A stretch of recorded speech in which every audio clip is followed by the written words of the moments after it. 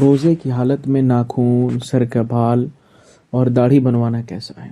یہ تین ایسی باریک باتیں ہیں جن کا جاننا بہت ضروری ہے۔ بہت سارے لوگ یہ سمجھتے ہیں کہ روزے کی حالت میں ہم ناخن کاٹ لیے یا سر کا بال مڑائیں یا داڑھی کٹوائے یا مڑائیں تو ایسا تو نہیں میرا روزہ چلا جائے گا یا میرا روزہ خراب ہو جائے گا یا کوئی قباحت آئے گی۔ تو یاد رکھیں، شریعت کے کچھ اصول ہیں، کچھ ضوابط ہیں۔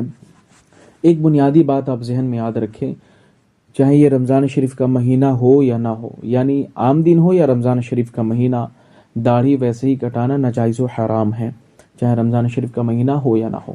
اب مسئلے کا جواب آپ سن لیں، یعنی جو سوال پوچھا گیا ہے اس کا جواب سن لیں۔ روزے کی حالت میں اگر کوئی شخص ناخن تراشتا ہے، اپنے ہاتھوں کے یا پیروں کے ناخن تراشتا ہے تو روزے میں کوئی خرابی نہیں آئے گی، روزہ نہیں ٹوٹے گا۔ محض یہ غلط فہمی ہے، ان سب سے نکلا جائے۔ آپ کاٹ سکتے ہیں، آپ تراش سکتے ہیں، کوئی پریشانی نہیں ہے۔ اور روزے کی حالت میں اگر کوئی شخص سر کا بال مڈاتا ہے، سر کا بال کٹواتا ہے، تب بھی کوئی قباحت نہیں ہے، تب بھی کوئی خرابی نہیں ہے کہ ایسا نہیں کہ آپ کے روزے میں خرابی ہوگی، آپ کا روزہ نہیں ہوگا۔ بالکل آپ کا روزہ ہوگا، کسی قسم کی کوئی قباحت نہیں ہے۔ اور یہی پروسیس داڑھی میں بھی، اگر کوئی شخص روزے کی حالت میں داڑھی کو کٹواتا ہے، ویسے تو داڑھی کٹوانا ویسے ہی ناجائز و حرام ہے، اگر کوئی کٹوا ہی لیا تو ایسا نہیں کہ اس کا روزہ ٹوٹ جائے گا، ایسی کوئی بات نہیں، بلکہ اس کا روزہ باقی رہے گا۔ لیکن وہ شخص گناہگار ہے، وہ شخص گناہ کبیرہ اس نے کیا، اور ان ساری چیزوں سے بچنے کی ضرورت ہے۔ اگر کوئی کر لیا ہے تو اس کا روزہ نہیں جاتا، اس کے روزے میں کوئی خرابی نہیں آتی، ایسا نہیں کہ اس کا روزہ نہیں ہوگا، بالکل اس کا روزہ باقی رہے گا۔ یہ کچھ ایسی غلط فہمیاں جن کا جاننا بہت ضروری ہے۔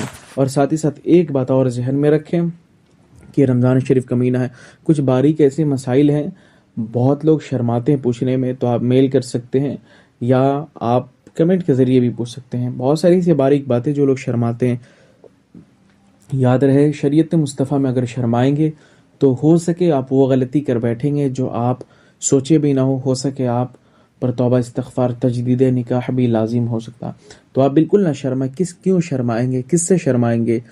شریعت مصطفیٰ میں شرمانے کی آپ کو ضرورت نہیں۔ آپ جو بھی مسئلہ ہو آپ پوچھ سکتے ہیں اپنے علاقے کے مفتی سے یا اپنے علاقے کے امام سے، آپ سب سے پوچھ سکتے ہیں، مولانا صاحب سے آپ پوچھ سکتے ہیں۔ السلام علیکم۔